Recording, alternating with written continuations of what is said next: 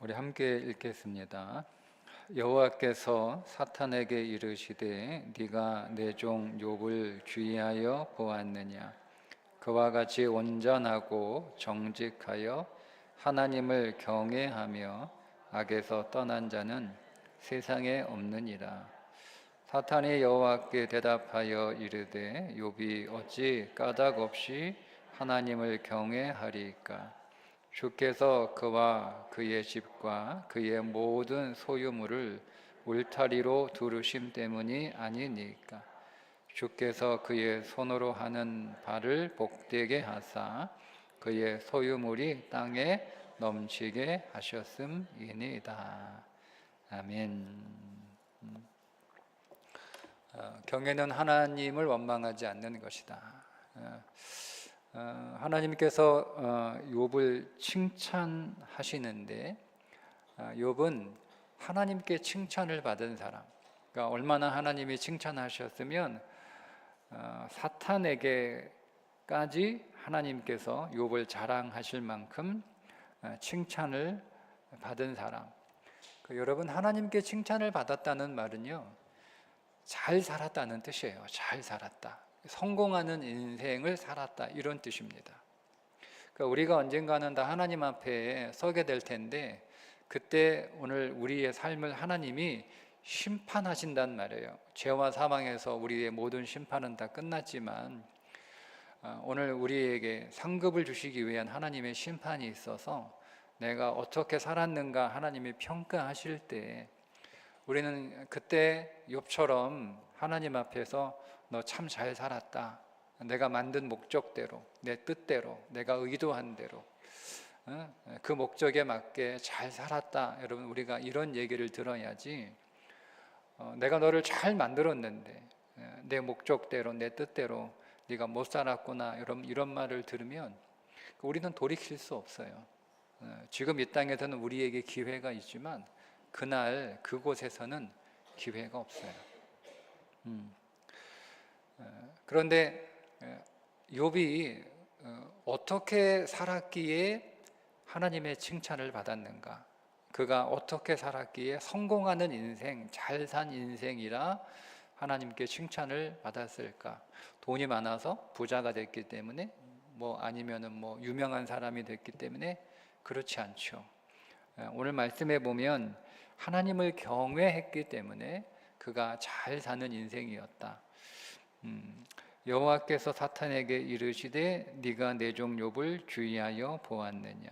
그와 같이 온전하고 정직하여 하나님을 경외하며. 그러니까 욥이 욥이 부자예요. 욥이 부자였기 때문에 그가 성공하는 인생이었다, 잘 살았다, 이렇게 말씀하지 않죠. 그가 유명한 사람이었기 때문에 그의 친구가 그가 살고 있는 동네에서 친구만 있는 게 아니라 저 먼 나라에서 욥의 친구들이 욥을 위로하러 오잖아요. 그러니까 욥은 굉장히 유명한 사람이라는 뜻이에요. 그러니까 욥이 유명한 사람이 되었기 때문에 그가 성공한 인생이었느냐, 잘 살았느냐? 그렇지 않습니다. 하나님은 욥이 부자였기 때문에 혹은 유명한 사람이 되었기 때문에 잘 살았다, 성공한 인생이다라고 말씀하지 않고 하나님을 경외하는 삶을 살았기 때문에 그가 하나님께 칭찬을 받을 수 있었다, 이렇게 하나님의 말씀을 하시는 거예요. 그런데 사탄이 반박을 하죠. 사탄이 이렇게 반박을 합니다. 사탄이 여호와께 대답하여 이르되 욥이 어찌 까닭 없이 하나님을 경외하리이까. 주께서 그의 집과 그의 모든 소유를 울타리로 두르심 때문이 아니니까. 주께서 그의 손으로 하는 모든 말을 복되게 하사 그의 소유물이 땅에 넘치게 하셨음이니이다. 그러니까 한마디로 하나님이 복을 주셨으니까 욥이 하나님을 경외하지, 만약에 하나님이 복을 주시지 않았으면 욥은 하나님을 경외할 이유가 없었을 것이다, 이렇게 지금 반박을 하는 거잖아요. 근데 여러분, 이게 사탄의 거짓말이에요. 우리가 이런 거짓말에 잘 속고 있는데, 예를 들면 우리가 내 안에 어떤 조건이 되면 내가 잘할 수 있다는 거죠. 뭐 예를 들면 내가 머리가 좋으면, 내가 돈이 많으면, 내가 건강하면 내가 지금보다 더 잘할 수 있다. 내가 지금은 더 잘할 수 있는데 그 더 잘할 수 있는 어떤 조건이 나한테 갖추어지지 않기 때문에 내가 더 잘할 수 없게 된 것이다. 이런 말들 하는 거예요. 여러분, 이게 다 거짓말이에요. 지금 이 사단이 하는 말하고 똑같은 말을 지금 우리가 하고 있는 거예요. 예. 하나님이 복을 안 줬으면 욥이 왜 하나님을 경외합니까? 하나님이 그렇게 많은 복을 주셨으니까 당연히 하나님이 경외하죠. 그러니까 우리가 똑같은 거예요. 내가 뭔가 있으면 내가 지금 못하는 이유는 뭐가 없기 때문에 그렇다는 얘기예요.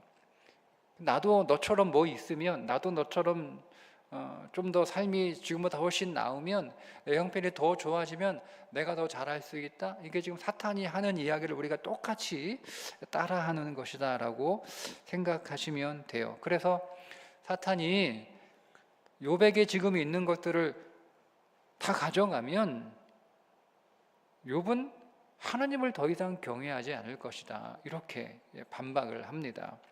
그래서 하나님이 허락하죠. 한번 다 가져가 봐라. 어떻게 욥이 나오나 한번 보자. 그래서 욥이 가지고 있었던 것을 하나하나 다 가져가잖아요. 그런데도 22절에 보면 욥은 원망하지 않았다. 22절에 이 모든 일에 욥이 범죄하지 아니하고 하나님을 향하여 원망하지 아니하였다. 그러니까 욥을 하나님이 칭찬하시는데 욥처럼 나를 경외하는 사람이 세상에 없다, 이렇게 칭찬을 하셨어요. 그리고 나서 욥이 있는 모든 것들을 다 가져갔어요. 그런데 욥이 그럼에도 불구하고 하나님을 경외했다, 이렇게 쓰지 않고 그럼에도 불구하고 욥이 원망하지 않았다, 이렇게 쓴 것을 보면 욥에게 있어서 하나님을 경외하는 것은 원망하지 않는 거예요. 그러니까 욥에게 있어서 원망하지 않는 것이 하나님을 경외하는 거예요. 그러니까 하나님이 보시기에 욥의 삶을 이렇게 보니까 그의 삶에 원망이 없는 거예요. 그러니까 늘 그는 감사하고 찬송하고 늘 기뻐하고 이런 삶을 살았다는 거예요. 그걸 보고 하나님이 욥을 향해서 욥은 나를 경외하는구나, 여러분, 이렇게 하나님이 칭찬을 하셨던 거죠. 그런데 이 원망하지 않는, 즉 하나님을 경외하는 삶이 변함이 없는 거예요. 욥이 하나님이 주신 복이 그에게 있을 때나 그 복이 그를 떠났을 때나 욥은 변함이 없죠. 똑같이 복이 있어도 하나님을 경외하고 복이 없어도 하나님을 경외하고, 일관적이잖아요. 변함이 없는 거예요. 여러분, 이 변함이 없다라고 하는 것, 누가 보든 안 보든, 누가 일을 시키든 안 시키든 하라고 하든 뭐 그렇게 말하지 않든 상관없이 일관되게 변함없는 모습으로 살아가는 것, 그게 믿음입니다. 믿음. 실력은 무엇을 잘하는 게 실력 아니에요. 진짜 실력은 일관되게 하는 거예요. 꾸준히 하는 거예요. 꾸준히 하는 게 실력이죠. 그게 진짜 실력이에요. 내가 변함없이 꾸준히 덥든 춥든 상관없이, 날씨와 상관없이, 감정과 상관없이, 상황과 상관없이, 형편과 상관없이 꾸준히 일관되게 지속적으로 그 일을 계속하는 거, 그게 실력이에요. 여러분, 우리가 잘할 때도 있고 못할 때도 있잖아요. 그죠? 그러면 잘할 때는 실력이고 못할 때는 실수한 거예요? 아니에요, 여러분. 진짜 실력은 일관되는 거예요. 변함이 없는 거예요. 어떤 상황이든 어디에 있든 무엇을 하든 어제와 오늘 내일이 똑같은 거예요. 그게 진짜 실력 있는 사람이에요.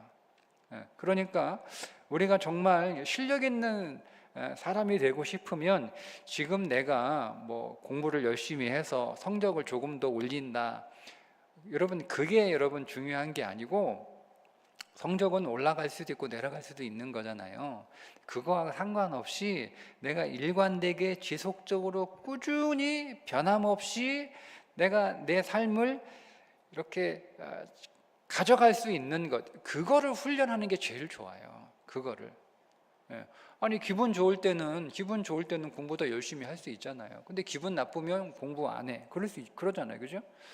상황이 형편이 되면 공부할 수 있는 거고 일할 수 있는 거고, 그게 그렇지 않으면 뭐 공부하기 싫으면 뭐 공부할 수 없는 상황이 되면 일하지 않는 거. 그 진짜 실력자는 뭐냐? 상황에 상관없이. 코로나 때 진짜 공부 잘하는 애들이 누군지를 딱 드러났잖아요. 코로나 때 공부 진짜 잘하는 애들은 상관없어요. 학교를 가든 뭐 학원을 안 가든 학교를 안 가든 상관없어요. 걔들은 성적의 실력에 변함이 없어요. 왜요? 똑똑해서가 아니에요. 걔네들은 일관적으로 지속적으로 꾸준히 하는 그 버릇이 몸에 들은 거야. 그러니까 뭐 내가 학교를 가지 않아도 수업을 하지 않아도 학원을 못 가도 그는 똑같이 공부하는 거예요. 그게 진짜 실력이에요. 성적이 잘 나오는 게 실력이 아니에요. 그러니까 여러분, 우리가 정말 실력자가 되고 싶으면 실력을 막 끌어올리려고 여러분 하지 말고, 지금 내가 하고 있는 것을 어쨌든 꾸준히 일관적으로 변함없이 지속적으로 계속 할 수 있는가, 그거를 훈련하는 거야. 내가 계속 꾸준히 하는 훈련을 하는 거예요. 지속적으로 하는 훈련을 하는 거예요.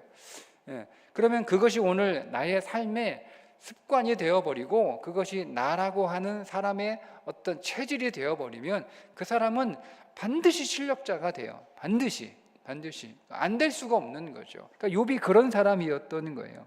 변함없이 그는 믿음에 있어서, 신앙에 있어서 하나님이 자에게 뭐 복을 주시든 복을 주시지 않든 상관없이 하나님을 늘 경외하고 하나님을 원망하지 않는 그런 삶을 잘 살았다는 거예요. 그게 욥의 실력이었는데, 그러니까 계속 사단이 계속 그의 삶에 있었던 것들을 하나하나 가져가도 욥이 하나님을 원망하지 않자, 그렇게 변함없는 그런 태도를 보이자 사단이요, 욥의 아내를 통해서 뭐라고 얘기하냐면 2장 9절에 보니까 그의 아내가 그에게 이르되 당신이 그래도 자기의 온전함을 굳게 지키겠느냐, 하나님을 욕하고 죽으라. 그러니까 아내의 입을 부추겨서, 아내의 입을 통하여 욥으로 하여금 막 이렇게 원망하도록 부추기는 거죠. 근데 그 아내의 말을 듣고 욥이 이렇게 대답을 합니다. 10절에 보면 그가 이르되 그대의 말이 한 어리석은 여자의 말 같도다. 우리가 하나님께 복을 받았은즉 화도 받지 아니하겠느냐 하고 이 모든 일에 욥이 입술로 범죄하지 아니하리라. 또 얘기하는 거예요. 원망하지 않다라고 하는 그 표현이 2장 10절에 와서는 입술로 범죄하지 아니하였다, 이렇게 다시 표현이 어쨌든 욥은 아내가 옆에서 막 부추겨도 그래도 이것은 변함이 없는 거예요. 그는 여전히 하나님을 경외하는 삶을 일관되게, 원망하지 않는 삶을 일관되게 보여주고 있었던 거죠. 사단의 목적이 뭐냐면 고난을 통해서 욥이 믿음이 없다라고 하는 것을 증명하려고 했어요. 그런데 하나님은 고난을 통하여 욥이 믿음의 사람이라는 것을 증명하시고자 해요. 똑같은 거예요. 똑같잖아요. 욥은 똑같은 고난을 당하고 있는데 사단은 믿음이 없음을 증명하려고 하고 하나님은 믿음이 있음을 증명하라고 하시는 거예요. 이게 다른 거예요. 그러니까 여러분, 우리가 똑같은 상황을 우리가 겪지만 그 똑같은 상황에서 우리가 믿음 없음이 드러날 수도 있고 믿음 있음이 드러날 수도 있어요. 그러니까 우리가 무슨 얘기는 뭐냐면, 우리가 똑같은 상황을 겪지만 이 상황 속에서 우리가 사단에 응답할 수도 있고 하나님께 응답할 수도 있다는 거예요. 어떤 상황이든. 그러니까 우리는 고난이라고 하는 상황이 결코 나쁜 상황은 아니라는 거죠. 고난은 무조건 나쁜 거야. 고난은 무조건 불행한 거야. 고난은 무조건 부정적인 거야. 그렇지 않다는 거예요. 우리는 고난의 상황에서도 믿음을 드러낼 수 있다라고 하면 하나님은 그 고난을 통하여 욥의 믿음을 드러내려고 하셨으니까. 그러니까 여러분, 우리가 어떤 상황에 처해 있느냐는 중요하지 않다. 내가 거기에서 어떻게 믿음으로 반응하느냐가 더 중요하다는 것을 배우게 됩니다. 그런데 욥이 하나님을 경외하는 것을 통해서 우리가 무엇을 배우냐면, 욥이 하나님을 경외하는 것을 무엇으로 표현했느냐는 거예요. 욥이 하나님께서 욥에게 욥처럼 경외하는 자가 이 세상에 없다라고 그렇게 칭찬을 하셨는데, 그 욥이 하나님을 어떤 방식으로 하나님을 경외했는가? 오늘 말씀에 보면 욥은 원망하지 않는 입술로 하나님을 경외하는 자기의 믿음을 표현했다라고 하는 거예요. 여러분, 그렇다라면 오늘 우리의 믿음이 제일 먼저 드러나고 내 믿음이 제일 먼저 표현되는 것이 뭐냐? 그게 우리의 입술이라는 거예요. 입술. 우리의 입술을 통해서, 우리가 하는 말을 통해서 우리의 믿음이 드러나고 우리의 믿음이 표현된다라는. 그래서 여러분, 야고보서가 어떤 책이에요? 믿음을 보이라는 거잖아요. 믿음 말로만 하지 말고 믿음을 보여라. 그런데 그 말만 하지 말고 믿음을 보여라 하고 하는 그 야고보 사도가 말의 중요성을, 말을 통하여 또 믿음이 드러난다라고도 얘기를 하는 거예요. 그러니까 여러분, 오늘 우리의 입술을 통해서 우리의 믿음이 제일 먼저 드러나는 것, 내 언어를 통해서 내 믿음이 드러나요. 근데 여러분, 이것은 또 공교롭게도 뭐냐면 동시에 내 말을 통하여 믿음이 생기기도 하는 거예요. 내가 어떤 말을 하느냐에 따라 내 믿음이 드러나고, 동시에 내가 어떤 말을 하느냐에 따라 그 말이 나의 믿음이 되기도 합니다. 그러니까 오늘 우리 안에 믿음의 말을 계속하게 되면, 원망하지 않고 믿음의 말을 계속하게 되면 그 말이 내 믿음임과 동시에 그 말을 통하여 내 안에 더 큰 믿음이 생겨난다라고 하는 거죠. 그러니까 말만 잘해도 하나님께서 칭찬하는 인생이 된다는 거예요. 어렵지 않죠. 하나님께서 오늘 우리를 칭찬하셔야 되는데, 하나님이 뭔가를 만들어내고 이루어내라고 말씀하시는 게 아니라 말만 잘해도 하나님이 칭찬하시는, 하나님이 기뻐하시는, 하나님을 경외하는 삶이 된다라는 거예요. 자, 이렇게 욥은 어떻게 하나님을 원망하지 않는 그 말로 그의 믿음을 드러내는, 말로 하나님을 경외하는 삶을 살게 되었을까? 욥기를 쭉 읽어보면 23장에 가서 그 비결을, 그 비밀을 우리가 발견하게 되는데, 욥기 23장 9절에 있는 말씀 우리 함께 보겠습니다. 함께 읽어볼까요? 그가 왼쪽에서 일하시나 내가 만날 수 없고, 그가 오른쪽으로 돌이키시나 배울 수 없거나. 이 말은 무슨 말이냐면, 지금 나의 이 상황이 어떻게 될지 자기도 모른다는 거예요. 욥도 모르겠어요. 지금 자기가 어떤 지금 고난을, 이 큰 고난을 당하고 있는데 내가 어디로 가야 될지 모르겠다. 내 인생이 어떻게 될지도 모르겠다. 내가 오른쪽으로 가야 할지 왼쪽으로 갈지 나는 선택할 수도 없고 판단할 수도 없다. 도무지 모르겠다. 이렇게 얘기를 하는 거거든요. 그러니까 모르겠는 거예요. 지금 자기의 삶이 도무지 모르겠는 거예요. 설명을 할 수도 없고 이해도 안 되고, 그렇다고 해서 내가 여기에서 어떻게 가야 할지도 방향도 잘 모르겠고, 이리 가야 할지 저리 가야 될지 모르겠는 거예요. 그런데 그 다음 10절에 아주 여러분 우리가 잘 알고 있는 말씀이에요. 10절의 말씀, 이 10절의 말씀을 오늘 우리가 여러분 좀 더 선명하게 보려면 9절부터 봐야 되는 거예요. 우리가 9절을 그래서 본 거예요. 자, 10절에 뭐라고 말씀하는가 하면, 욥이 우리가 잘 아는 말씀이죠. 한번 읽어볼까요? 자, 그러나 내가 가는 길을 그가 아시나니 그가 나를 단련하신 후에는 내가 순금같이 되어 나오리라. 나는 모르겠어. 나는 어디로 가야 할지 모르겠어. 왼쪽으로 가야 할지 오른쪽으로 가야 할지 모르겠어. 지금 내가 여기서 어떻게 행동해야 될지, 뭘 해야 될지 모르겠어. 뭘 선택해야 될지 모르겠어. 도무지 모르겠는 거야. 내 인생이 어떻게 되겠는지도 모르겠는 거야. 앞으로 어떤 일이 벌어질지도 모르겠는 거야. 그러나 내가 분명하게 아는 한 가지가 있다. 이 모든 고난의 끝에 나는 순금이 될 것이다. 이게 욥이 원망하지 않는 비밀이었어요. 나는 지금 내 삶을 도무지 모르겠는 거예요.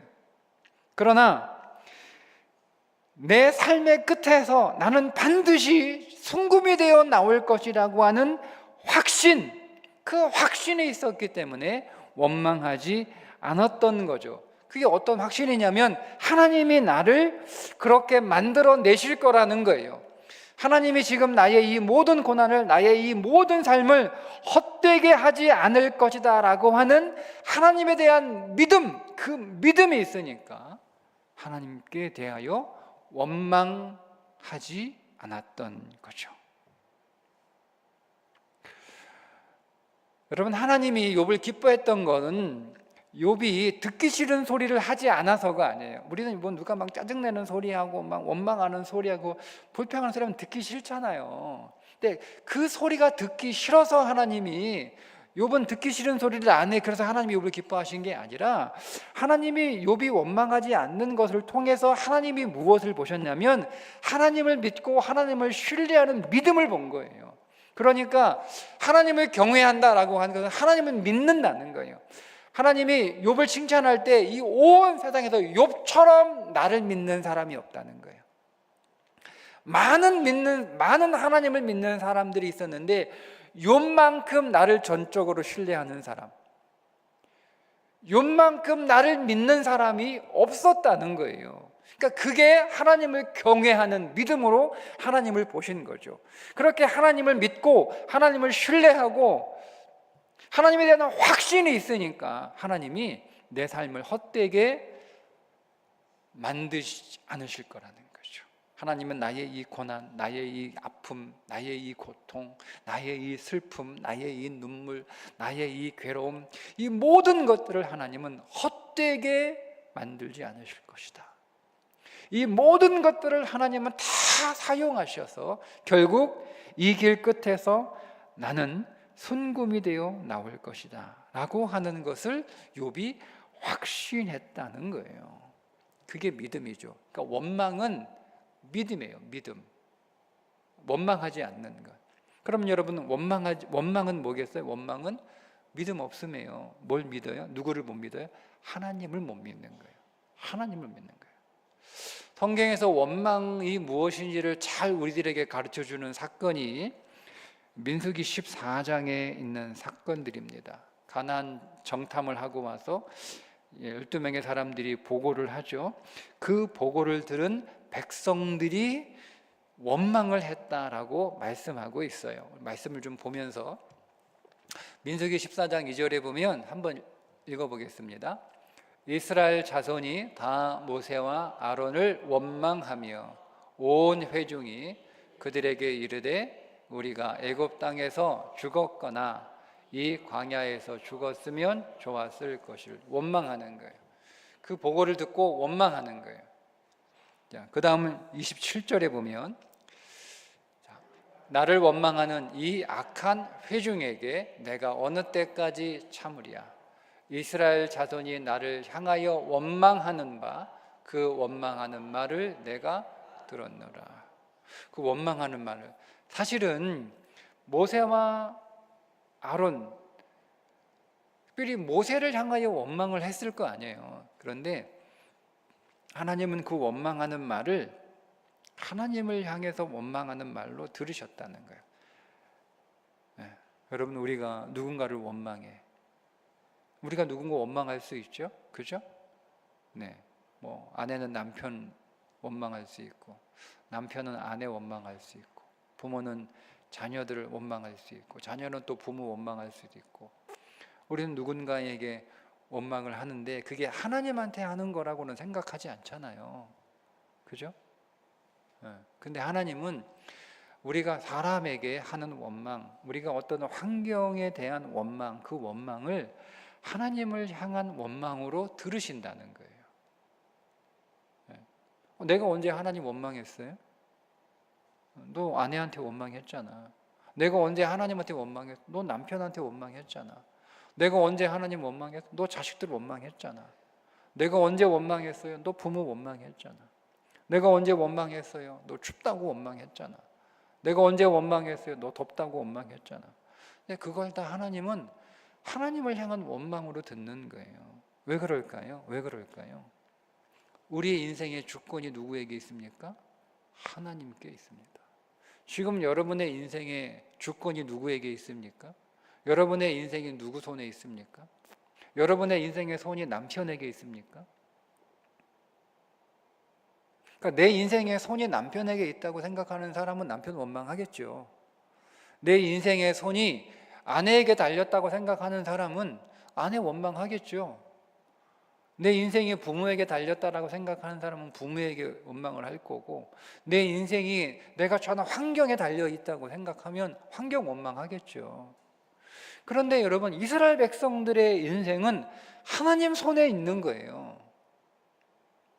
그러니까 하나님 손에 있는 그 이스라엘 백성이 원망하는 것은 하나님을 원망하는 것이고, 하나님을 향하여 원망하지 않았다라고 말을 해도 그것이 변명일 수밖에 없는 이유는, 그러면 내 인생에 하나님 손에 없다는 얘기니까. 둘 다 나쁜 거예요. 하나님을 원망하는 것도 나쁜 거고, 내 인생은 하나님 손에 없어요. 내 인생의 주인은 하나님이 아니에요. 내 인생의 주권은 하나님께 없어요. 다 똑같이 나쁜 거잖아요. 근데 하나님이 다 그렇게 우리를 받아주신다는 거예요. 자, 그러니까 여러분 29절 30절에 이렇게 말씀합니다. 자, 읽어볼까요? 시작. 너희 시체가 이 광야에 엎드러질 것이라. 너희 중에서 20세 이상으로서 계수된 자, 곧 나를 원망한 자 전부가 여분네의 아들 갈렙과 눈의 아들 여호수아 외에는 내가 맹세하여 너희에게 살게 하리라 한 땅에 결단코 들어가지 못하리라. 하나님의 주권을 인정하지 않고, 하나님을 전적으로 신뢰하지 않고, 하나님에 대한 믿음, 하나님에 대한 사랑, 그분의 능력을 확신하지 못하고 하나님을 원망하고 하나님의 주권을 인정하지 않는 자는 하나님이 약속한 땅에 들어갈 수 없다는 거예요. 자, 그래서 36절, 37절에 보면 읽어보겠습니다. 모세의 보냄을 받고 땅을 정탐하고 돌아와서 그 땅을 악평하여 온 회중이 모세를 원망하게 한 사람, 곧 그 땅에 대하여 악평한 자들은 여호와 앞에서 재앙으로 죽었고. 그러니까 이게 원망을 대하는 하나님의 마음이에요. 원망하지 않는 욥을 하나님은 그의 믿음을 칭찬하시고 그의 믿음을 자랑하셨고, 원망하는 이스라엘 백성들을 하나님은 그들을 심판하셔서 그들 모든 사람을 출애굽한 20세 이상 모든 남자를 다 광야에서 죽게 하시고. 그러니까 원망을 바라보는 하나님의 마음이죠. 그러니까 우리는 원망이 그냥 내가 좀 투정하는 정도라고 생각을 해요. 그러니까 우리는 원망을 그냥 별것 아닌 것처럼 취급하는데, 여러분, 원망은, 오늘 이 말씀은 민수기 14장에 있는 말씀을 우리가 주목해서 보면, 원망은요 여러분의 삶에 사망을 가지고 오는 거예요. 그러고 싶은 사람이 누가 있어요? 그런데 나도 모르는 사이에 원망은 내 삶에 사망을 가지고 오는 거예요. 사망을. 우리가 민수기 14장에서 이스라엘 백성들의 모습을 보면, 원망은 하나님을 믿지 않는 것이다. 원망은 하나님을 신뢰하지 않는 것이다. 원망은 하나님의 주권을 인정하지 않는 것이다. 원망은 하나님을 믿지 않는 것이다. 않는 거예요. 실제로 구약 성경에서 원망으로 번역된 히브리어가 사실은 원망한다는 뜻이 아니에요. 그 원망한다라고 번역한 히브리어는 거주하다, 머물다, 그런 뜻이에요. 원래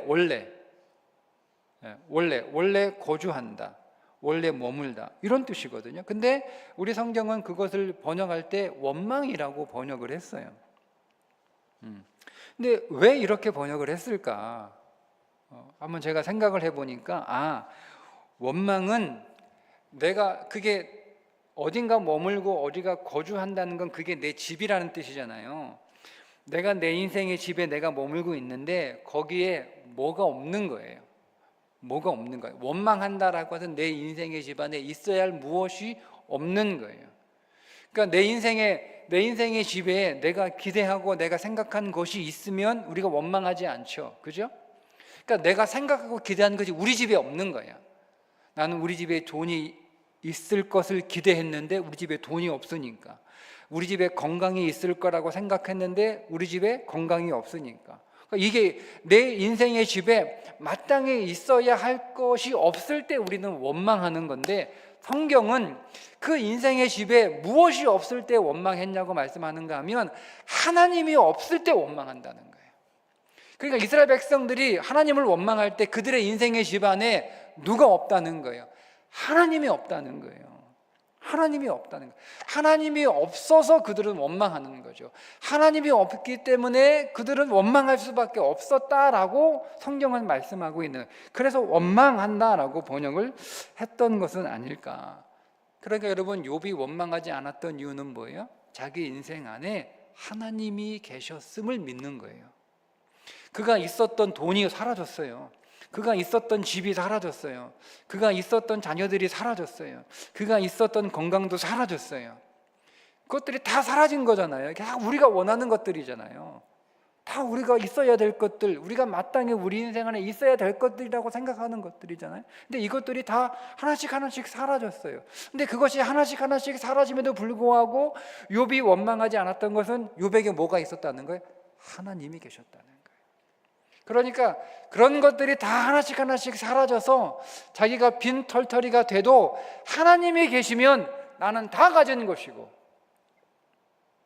그런 것들이 다 있다고 할지라도 하나님이 없으면 다 없는 거예요. 이게 욥의 믿음이었던 거예요. 그러니까 오늘 우리가 왜 원망하느냐? 왜 원망하느냐? 우리는 무엇이 없어서 우리는 원망하지만 사실은 우리의 원망의 본질은 하나님의 부재예요. 내 안에 하나님이 없다고 생각하니까 우리 원망하는 거예요. 하나님이 근데 우리 안에 있잖아요. 근데 우리는 하나님이 없다고 생각하는 거죠. 근데 우리는 하나님이 있다고도 믿어. 나는 정말 하나님이 내 안에 계심을 내가 믿어. 그런데 오늘 우리는 하나님이 있다고 믿음에도 불구하고 원망하고 있다면 우리는 그 하나님을 무시하는 거죠. 하나님이 내 안에 있는데 하나님은 별로 능력이 없는 거예요. 하나님은 내 인생의 문제를 해결할 수 없어. 하나님은 나를 여기서 건질 수가 없어. 하나님은 그 하나님을 무시하는 거잖아요. 똑같은 거예요. 하나님이 없어도 없는 거고, 하나님이 계시지만 그 하나님을 무시하는 것도 하나님 없는 거예요. 다 하나님 없는 거죠. 그러니까 그 하나님이 없으니까 원망하는 거예요. 원망하는 거예요.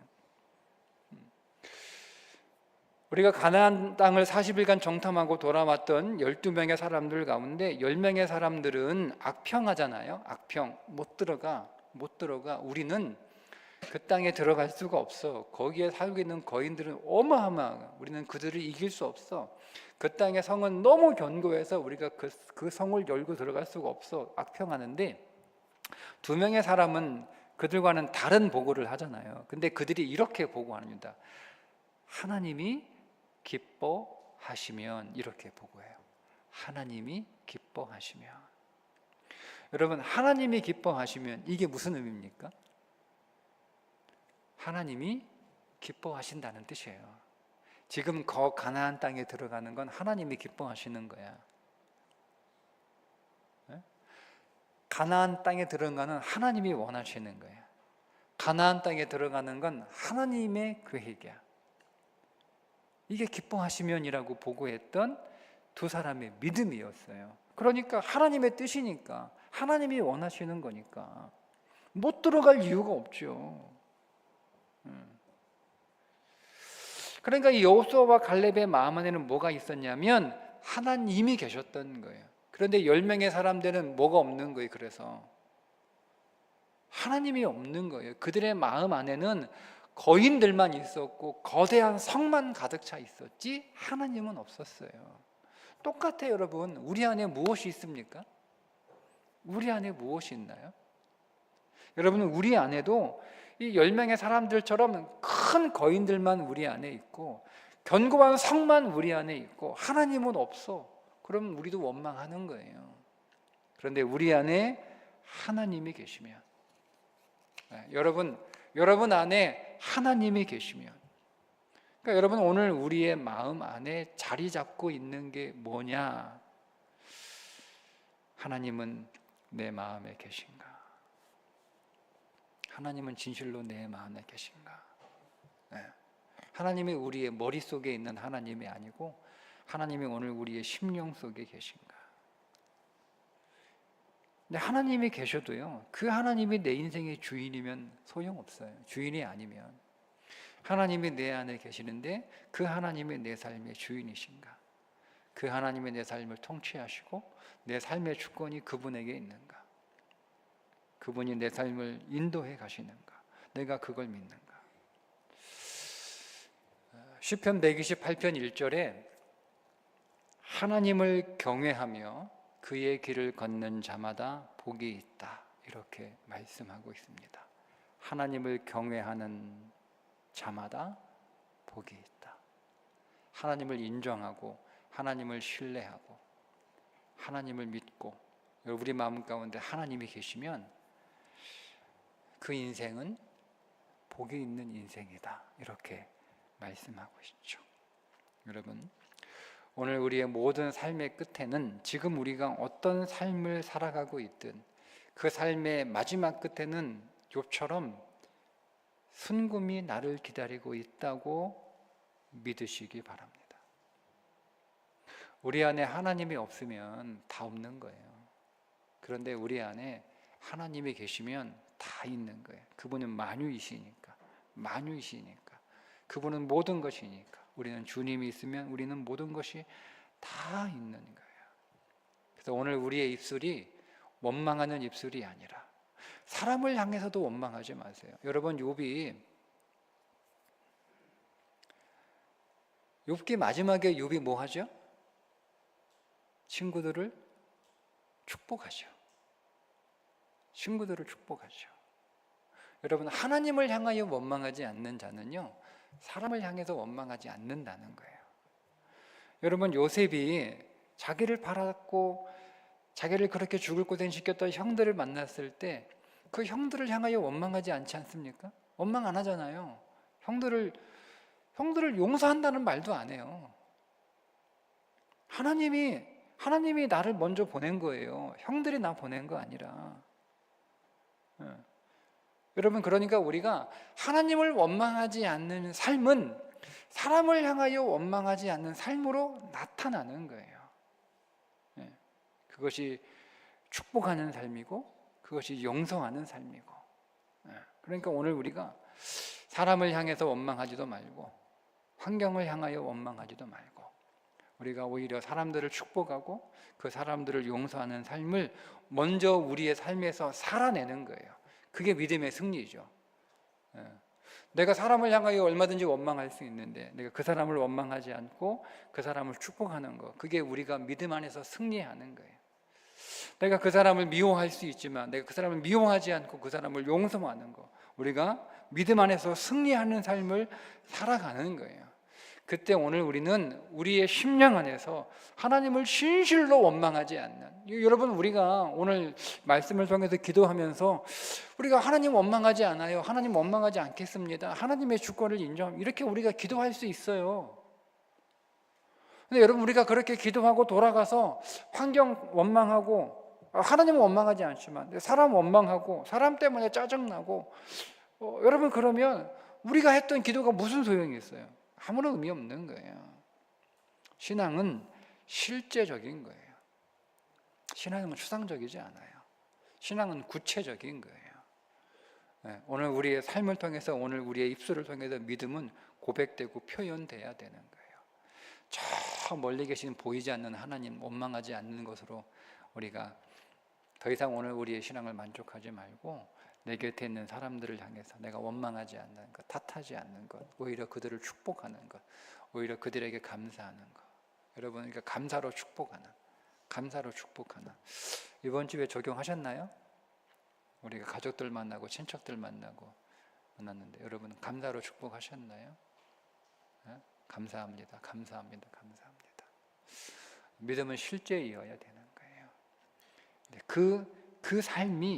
그 삶에서 우리가 먼저 승리할 때 우리는 진실로 하나님을 경외하는 삶을 살아갈 수 있는 것입니다.